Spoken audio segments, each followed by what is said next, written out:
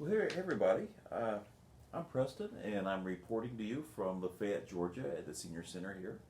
And I happen to be right now in our puzzle activity room. In here, we have three large tables that stretch from the wall down to here. And on these tables, we have a lot of puzzles, as you can see in front of me.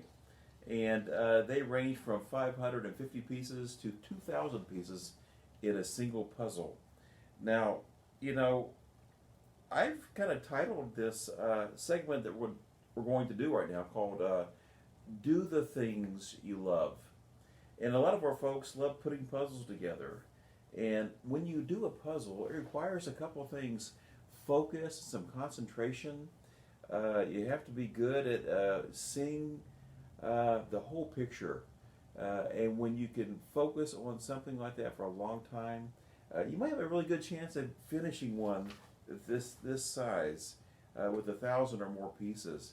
Um, I don't have the ability to focus and concentrate on anything that for hours on end or sometimes even days in these. But some of our folks do, and they love what they're doing.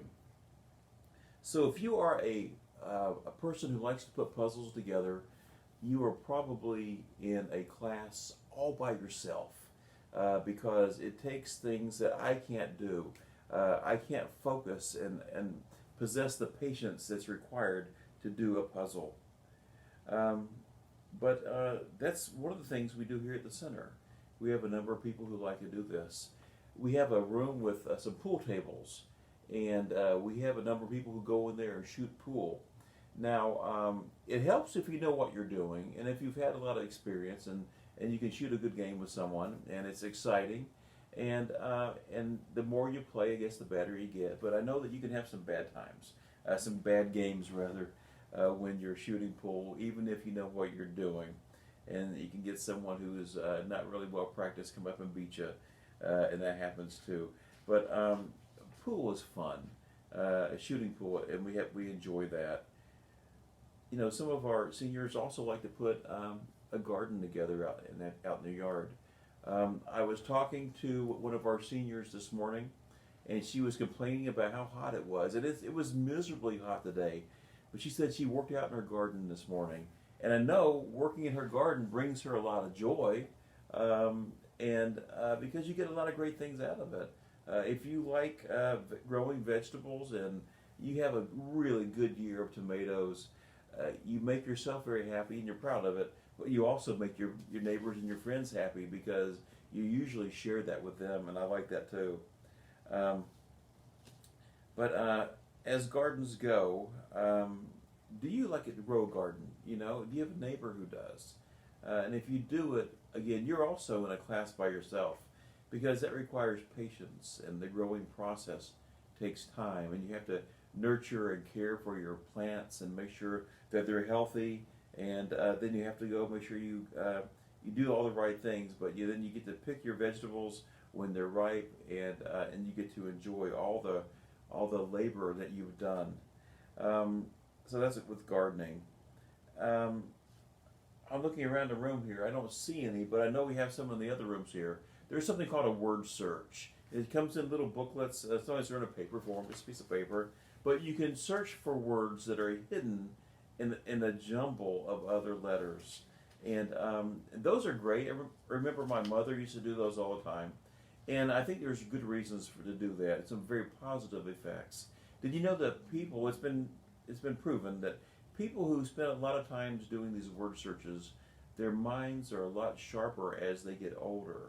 So they're able to exercise a portion of their brain that normally wouldn't get exercised, but this really helps them. And I think that's all a good idea. And I could do that, I think, if I would just sit down long enough to do a word search, a word find, or a word search. Another pastime, or something that I know a lot of you perhaps used to be or still are good at, and that's cooking. I remember growing up, and then maybe you remember growing up too, when you went to your grandmother's house, and for Thanksgiving or Christmas or birthdays, and your grandmother would probably be the best cook ever and make these fantastic meals. And I know my grandmother did, And my mother was able to do the same thing and create some wonderful, delicious meals that we still try to duplicate today. She's given my wife, before she passed away, she gave my wife a lot of recipes. And these recipes were of all my favorite meals and favorite foods growing up. And my wife has been wonderful at recreating these great meals. And I love that. I can't wait to get home, matter of fact, this evening and have dinner because I have no idea what she's cooked. And I know it'll be good. But with that, maybe you're alone now and it's hard to prepare a big meal because the time and energy it takes to make one, there's just you to enjoy it. But I encourage you to do that just the same. Try to create a good meal for yourself every now and then, a good healthy meal with lots of vegetables and then have some fruit. But those are good things. I think you will thank yourself for the effort if you did that. I have another note here. Some of our members are very social, and that means that they like to talk, they like to meet, and they like to go places together. The times that we're living in now makes it kind of hard to go anywhere. But we also have that good telephone that we can call someone and check on them and see how they're doing. And I know that the pandemic that we're in makes it kind of hard, and it's especially difficult for people who are social. It kind of restricts them from doing what they love the very most of all. But thankfully, like I said, we're able to call. And if you can call someone and have a very positive message for them, if they're feeling down, make their day by telling them you're thinking about them and that you want to help bring them some joy. You know, and bringing joy into someone else's life is very important. And you know, we've all have a favorite relative in our past.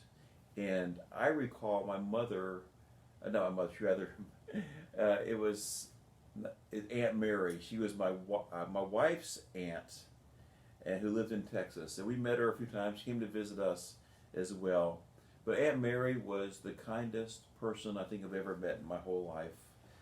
Aunt Mary, the first time I remember meeting her, my wife and I drove to Texas to her house, and she greeted us at the door like we were royalty, made us feel special, and she says, I've been cooking all day for you. And I remember what she made. This is a long time ago, decades ago. I remember she made me, especially because I wanted that, chicken fried steak with all kinds of side dishes. And I sat and I ate and I enjoyed that meal so much. And Aunt Mary was so good to us. And she was, again, one of those kind people that you meet only rarely in life. I asked Aunt Mary one time, say, Aunt Mary, you know, I don't want to act like I'm just flattering you, but you have this air about you of just genuine kindness and joy, and you're willing to share that with everybody.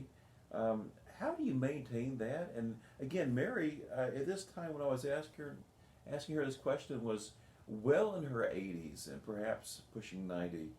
And Mary looked at me and she said, Preston, I found out that in life, that as you get older, you are a very concentrated version of your former self. So if you were kind to people in your younger life, you will be kind and very